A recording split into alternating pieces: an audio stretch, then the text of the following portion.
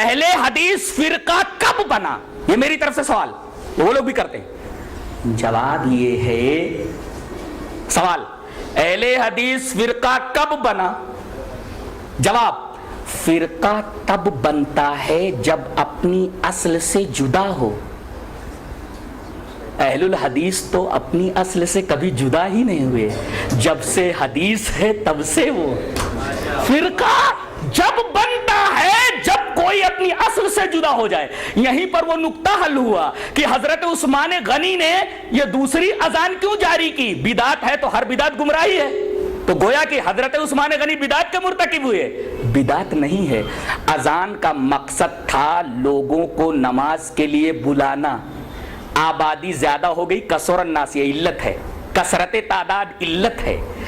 علت پائی گئی تو اذان کو مقام زورا میں دلایا. بدعت کیوں نہیں ہوئی؟ اس لیے کہ یہ فرع اپنی اصل سے جدا ہی نہیں ہے. نہیں سمجھ میں آیا؟ یہ نقطہ سمجھ میں آ جائے تو بہت سارے مسائل آٹومیٹکلی سمجھ میں آ جاتے ہیں. فرقہ جب بنتا ہے جب اپنی اصل سے جدا ہو. اچھا، ایک سوال اور قائم کرتا ہوں کہ جب اللہ نے تمہارا نام مسلم رکھ دیا تو تم اہل الحدیث اپنا نام کیوں رکھتے ہو؟ جواب اس کا یہ ہے کہ یہ اہل الحدیث جو نام ہے یہ وصفی ہے، مسلم ذاتی ہے، اور وصفی نام رکھنا جائز. یہ تو حدیث سے ثابت کر رہا ہوں اور عقلی طور پر بھی ثابت کروں گا. پہلے یہ ثابت کروں گا کہ وصفی نام رکھنا جائز ہے. دلیل یہ حدیث پاک. وعن الزہری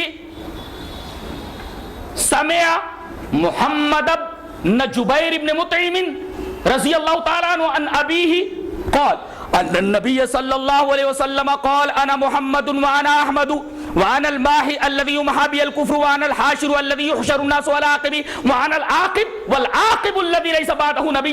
رواہ مسلم فی کتاب الفضائل. حضرت امام مسلم رحمہ اللہ اس حدیث پاک کو اسے کتاب الفضائل کے اندر لائیں. نبی کریم صلی اللہ علیہ وسلم نے ارشاد فرمایا میرا ذاتی نام ایک محمد ایک احمد ہے، اور میرے کئی وصفی نام ہیں. ایک حاشر ہے، ایک عاقب ہے، ایک ماہی ہے، ایک رحیم ہے، وغیرہ وغیرہ. اور ایک نقطہ یاد رکھو کہ کسی ذات کے متعدد صفات اس کی عظمت پر دلیل ہوتے ہیں. نہیں، قرآن حکیم کا مطالعہ کرنے والا طالب علم جانتا ہے کہ قیامت کے بے شمار نام ہیں. یوم التغابن، الواقعہ، الحاقہ، القارعہ، 50 کے قریب اس کے نام. ایک نام یوم التغابن، ہار جیت کا دن. 400 سے زیادہ، 400 سے زیادہ ہے جیسا کہ حضرت فرما رہے ہیں. یوم التغابن اسی میں سے ہے. یوم التغابن، ہار جیت کا دن. ہار جیت کا دن، اس دن جنتی جیت جائیں گے، کافر ہار جائیں گے. اس وجہ سے اس دن کا نام یوم التغابن پڑا، ہار جیت کا دن. اور کیسی ہار؟ یہاں تو کرکٹ والے ہار جاتے پھر جیت جاتے ہیں، وہاں کوئی آپشن ہے ہی نہیں. ایک دفعہ جو جیت گیا ہمیشہ کے لیے جیت گیا، جو ہار گیا سو ہمیشہ کے لیے ہار گیا. کوئی آپشن نہیں ہے، سیکنڈ آپشن ہے ہی نہیں، آپشن ہے ہی نہیں. جو ہار گیا وہ ہمیشہ کے لیے ہار گیا، جو جیت گیا وہ ہمیشہ کے لیے جیت گیا. لہذا اصل کامیابی در حقیقت آخرت کی کامیابی ہے. وہاں جو کامیاب ہو گیا در حقیقت حقیقی کامرانی، حقیقی کامیابی اسی کو ملی.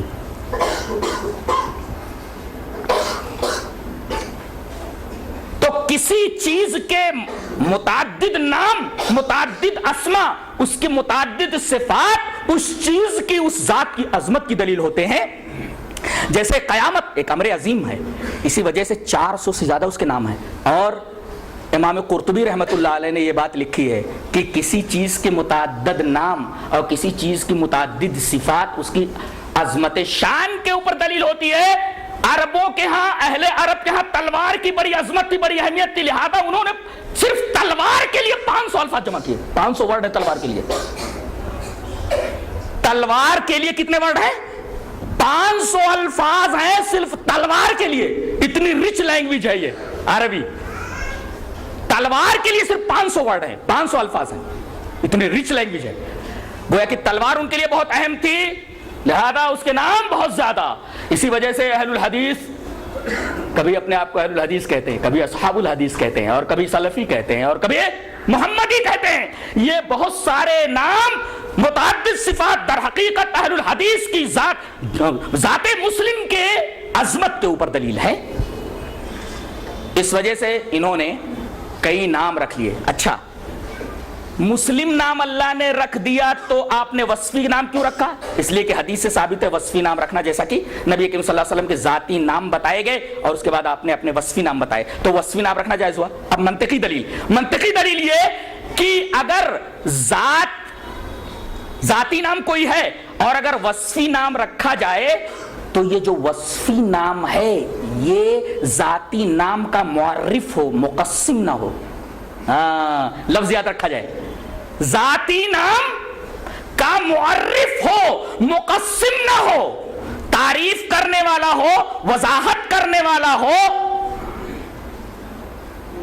اور اس کی وضاحت کرنے والا ہو، تقسیم کرنے والا نہ ہو. اب بتائیے اسلام از اکول ٹو اہل الحدیث، درست ہے کہ نہیں؟ اس لیے کہ اسلام نام ہے قرآن و حدیث کا، قرآن و حدیث سے جو کچھ باہر ہے وہ اسلام ہے ہی نہیں، لہذا اسلام از اکول ٹو اہل الحدیث.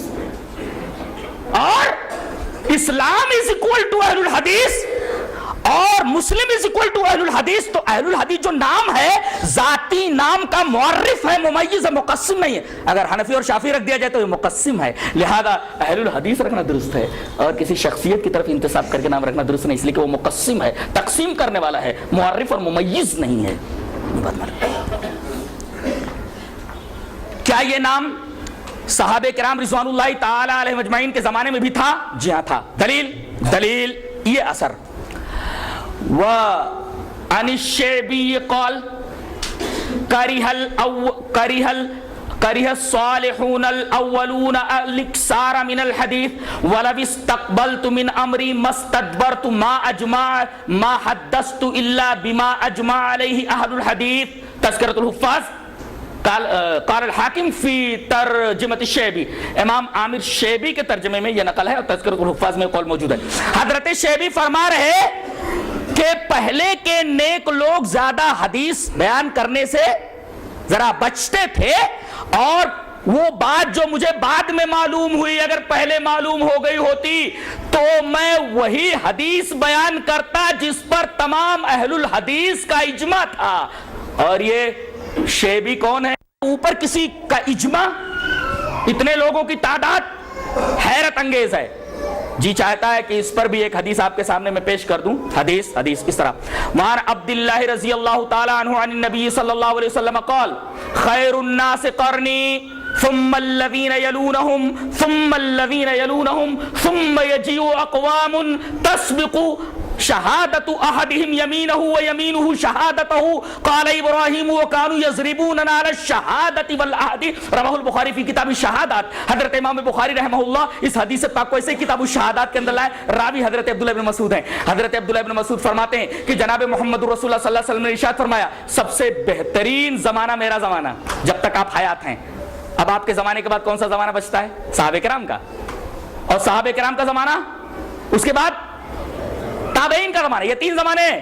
خیر الناس قرنی یہ میرا زمانہ، ثم الذین یلونہم پھر اس زمانے سے جو لوگ منسلک صحابہ، ثم الذین یلونہم پھر میرے صحابہ سے جو منسلک ہیں. اس کا مطلب دور نبوی، دور صحابہ، دور تابعین اور دور صحابہ کے اندر یہ لفظ موجود تھا. اس کا مطلب صحابہ کرام رضوان اللہ تعالی علیہم اجمعین لفظ اہل الحدیث سے اچھی طرح واقف تھے. اب آخری بات رہ گئی، کیا یہ نام رکھنا ضروری ہے؟ جی ہاں ضروری ہے. کیوں؟ دلیل اس کی یہ ہے کہ نبی کریم صلی اللہ علیہ وسلم کے زمانے میں کیا یہ ہوتا تھا کہ یہ حدیث صحیح ہے یا حدیث ضعیف ہے؟ رسول اللہ صلی اللہ علیہ وسلم کوئی بات کہہ رہے، کوئی حدیث بیان کر رہے تو اس کا مطلب یہ تھا کہ جو کچھ آپ بیان کر رہے ہیں وہ سب صحیح ہے. آپ یہ تھوڑی کہتے تھے کہ یہ بیان کر رہا ہوں یہ حدیث صحیح ہے حدیث ضعیف ہے. اور صحابہ کرام بھی یہ نہیں کہتے تھے کہ یہ حدیث صحیح ہے حدیث ضعیف ہے. اچھا بعد میں جب صحیح حدیثوں کے اندر ضعیف حدیث گھس گئی تو فقہاء نے، محدثین نے کہنا شروع کر دیا کہ یہ حدیث صحیح ہے حدیث ضعیف ہے، تاکہ معلوم ہو جائے کہ صحیح حدیث کیا ہے ضعیف حدیث کیا ہے، تاکہ لوگ ضعیف حدیثوں کو چھوڑ کر کے جو انسانوں نے گڑھ لی تھی نبی کریم صلی اللہ علیہ وسلم کی حدیث کے اوپر آ جائیں. تو آج پہلے مسلمانوں کے مقابلے میں صرف کافر تھے تو اور نام رکھنے کی ضرورت نہیں تھی، لیکن آگے چل کر کے جب بدعتیں پھیلی تو مسلم کے ساتھ ساتھ اہل السنہ نام رکھا گیا بدعتیوں کے خلاف، اور سنت کا پتہ چونکہ حدیث سے چلتا تھا لہذا اہل الحدیث انہوں نے نام رکھا، اس لیے کہ اہل السنہ ہو ہی نہیں سکتا کوئی جب تک کہ اہل الحدیث نہ ہو، اس لیے کہ سنتوں کا پتہ حدیث ہی سے چلتا، کوئی سنت ڈھونڈنی ہو تو آپ کہاں ڈھونڈیں گے؟ حدیث ہی کے اندر تو ڈھونڈیں گے۔ اس کا مطلب اگر کسی نے کہہ دیا اہل الحدیث تو اہل القرآن بھی ہو گیا، اہل السنہ بھی ہو گیا، محمدی بھی ہو گیا، سلفی بھی ہو گیا، سب کچھ ہو گیا۔ یہ لفظ اہل الحدیث بہت جامع ہے، یہ در حقیقت ممیز ہے دیگر تمام ان فرقوں کے مقابلے میں جو اپنی خواہشات اور اپنی اہوا، اپنے آرا، اپنے خیالات فاسدہ اور اپنی افکار کاسدہ کے اوپر قائم ہیں۔ ان سے تمیز دینے کے لیے یہ نام رکھنا ضروری ہو گیا ہے، جیسے کہ محدثین کے اوپر یہ ضروری تھا کہ بتائیں کہ یہ حدیث صحیح ہے یہ حدیث ضعیف ہے، تاکہ لوگ صحیح اور ضعیف کے درمیان فرق کر کے تمیز کر کے حدیث سے صحیح کے اوپر عمل کریں۔ ایسے ہی ضروری ہے کہ لوگ یہ نام رکھیں۔ آج لوگ کہتے ہیں کہ یہ نام در حقیقت ایک فرقہ ہے۔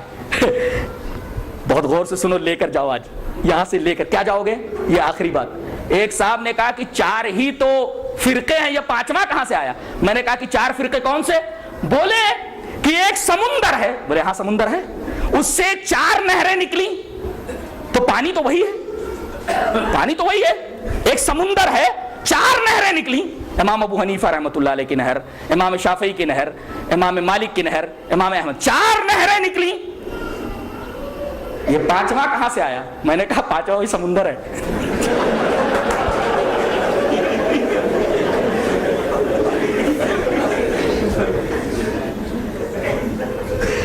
پانچواں کہاں سے آیا؟ 4 نہریں نکلی، 5واں کہاں سے آیا ہے؟ میں نے کہا سمندر ہی تو ہے، وہی اصل ہے، وہی اہل حدیث ہے۔ اچھا یہ 4 تو وہی پانی ہے۔ بولے پانی تو صحیح تھا۔ میں نے کہا لیکن آگے چل کے بارشیں ہوئیں اور بڑی گندگیاں آ گئیں سب اس کے اندر۔ اب اگر صحیح پانی اور صاف و شفاف پانی پینا تو سمندر کی طرف رجوع کرنا ضروری ہے۔ اب وہ آیت کریمہ پڑھ لو، تقریر کا اختتام، یا ایھا الذین آمنوا اطیعوا اللہ واطیعوا الرسول واولی الامر منکم فإن تنازعتم فی شیء فردوہ الی اللہ۔ اگر پانی گدلا ہو جائے تو گدلے پانی کو چھوڑ دیا جاتا ہے، ڈائریکٹ کنویں کی طرف، اصل کی طرف رجوع کیا جاتا ہے۔ وہی مطلب ہے فَإِن تَنَازَعْتُمْ فِي شَيْءٍ فَرُدُّوهُ إِلَى اللَّهِ وَالرَّسُولِ۔ اللہ تبارک و تعالی ہمیں نیک عمل اور اچھی سمجھ کی توفیق عطا فرمائے۔ وآخر دعوانا الحمد للہ رب العالمین۔